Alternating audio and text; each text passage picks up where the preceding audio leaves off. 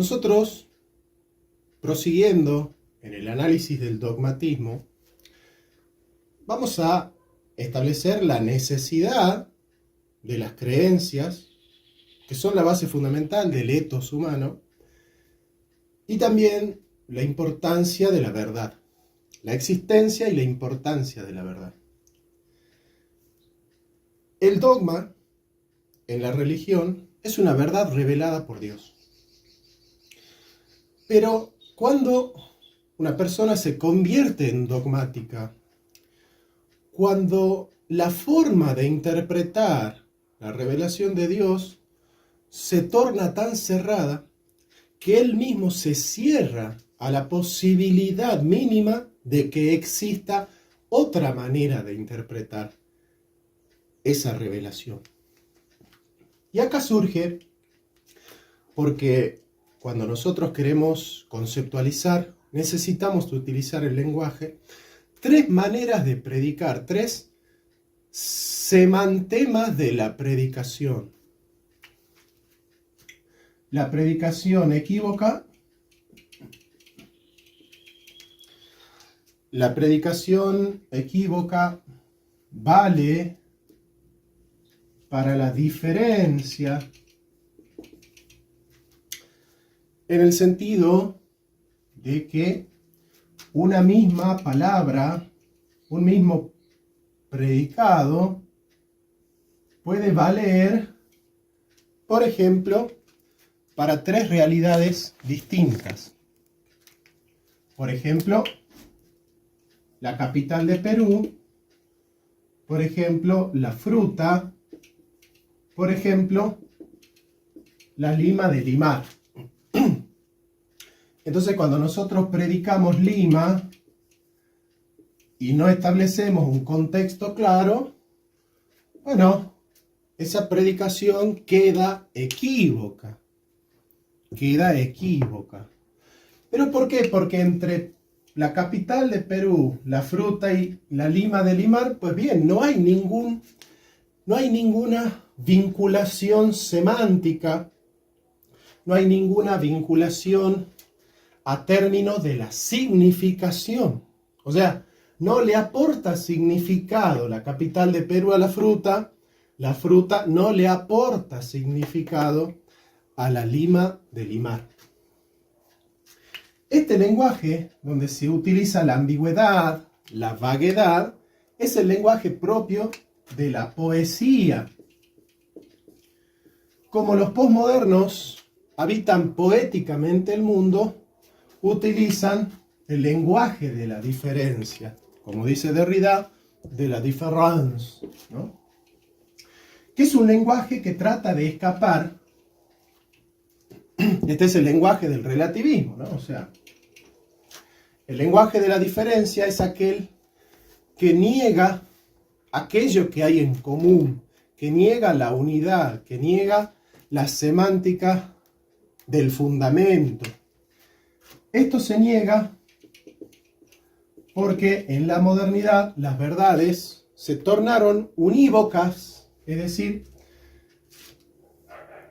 que hay una sola voz que representa esa realidad,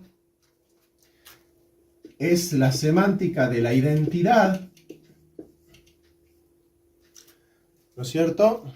Por ejemplo, yo digo círculo. Círculo. Bueno, dibujada una circunferencia, todo el mundo va a comprender lo que es un círculo. Más grande, más chico, de un color, de otro color, todos van a representarse en su cabeza exactamente lo mismo. Por ejemplo, triángulo. todos tenemos una comprensión unívoca de lo que es un triángulo. Salvo que la persona esté equivocada, cada vez que se represente un triángulo va a ser un escaleno, un isósceles, un equilátero, pero va a dibujar una figura de 3 ángulos, con 3 líneas.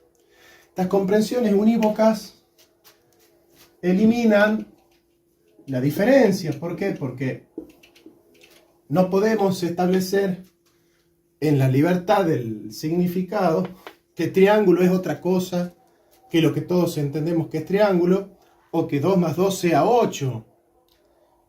Son verdades unívocas que son idénticas a sí mismas, Descartes diría claras y distintas.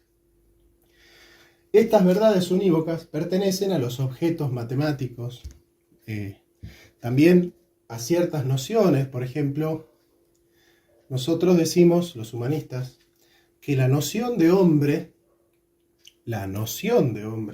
no la interpretación de la vida existencial de cada uno, sino aquello que nosotros entendemos por persona humana, es lo mismo para todos. Es decir, no es que a cierta raza le corresponde una noción de humanidad y a otra raza le corresponde otra noción de humanidad. Es la misma para todos. Entonces, el humanista dice, bueno, el significado de la esencia humana tiene estas cualidades: animal, racional y político, ser creado a imagen y semejanza de Dios, o animal evolucionado. Bueno, pero se cierra ahí, ¿no? Se cierra ahí. En este último caso, el ejemplo que di ya no sería el de un humanista, ¿no? Ahora, ¿cuándo una comprensión unívoca se puede tornar dogmática? Cuando, por ejemplo, decimos el hombre es un animal racional. Yo digo, es verdad, se corresponde con la realidad, hay adecuatio, hay una adecuación de esta definición con la realidad. ¿Cuándo es que se torna esta definición unívoca, se torna dogmática? Cuando yo digo, el hombre es un ser, un animal racional, y no es nada más que esto. No es nada más que esto. O sea, pueden haber otras dimensiones de la vida humana que complementan esta comprensión sin negarla, sin contradecirla. Pero el dogmático dice, no, esto es así y nada más. No existe la posibilidad de añadirle comprensiones que carguen de significado no contradictorio a la definición. Entonces, ¿cuál es la manera de evitar ese dogmatismo de la univocidad, ¿no es cierto?, que totaliza una comprensión, excluyendo la posibilidad de que existan otras comprensiones? La analogía. La analogía tiene la comprensión, la predicación de la semejanza. ¿Qué es la semejanza? La capacidad de predicar en parte igual, en parte diferente, la realidad. ¿Sí? La univocidad concibe que la realidad es idéntica a sí misma y no existe la posibilidad de la diferencia. La equivocidad acepta la diferencia pero renuncia a la unidad. Entonces, el pensamiento de la analogía supone la unidad, pero también acepta la diferencia. Acepta la diferencia. Por ejemplo, entonces, yo voy a decir, sano, ¿no es cierto?, sano, le puede caber, dice Santo Tomás, ¿no?, a la orina, al cuerpo, al agua y al medicamento. ¿Cuál es la relación de significado? ¿Qué aporta? ¿Qué relación hay entre la sanidad en la orina y la sanidad en el cuerpo? Que la orina muestra la sanidad del cuerpo. ¿Qué relación hay entre la orina y el agua? Ninguna. Entre la orina y el medicamento, tampoco. Ahora, ¿cómo le aporta significado a la sanidad del medicamento, la sanidad del cuerpo? Que el medicamento es sano en cuanto que produce la sanidad del cuerpo. La orina es sana en cuanto que muestra la sanidad del cuerpo. El agua es sana en cuanto que conserva la salud del cuerpo. Es decir, que el cuerpo es el analogado principal porque todos los significados de sano en agua, medicamento y orina remiten al cuerpo. Entonces el cuerpo, el organismo, es el analogado principal porque todas estas significaciones tienen en común una unidad semántica que es remitirse al cuerpo. El ente se dice de muchas maneras, pero siempre según el cuerpo, la sustancia en este caso. ¿Y a dónde está la diferencia? Que bueno, no es lo mismo mostrar la sanidad que conservarla, que producirla. No es lo mismo. Bien, ahí estamos entonces.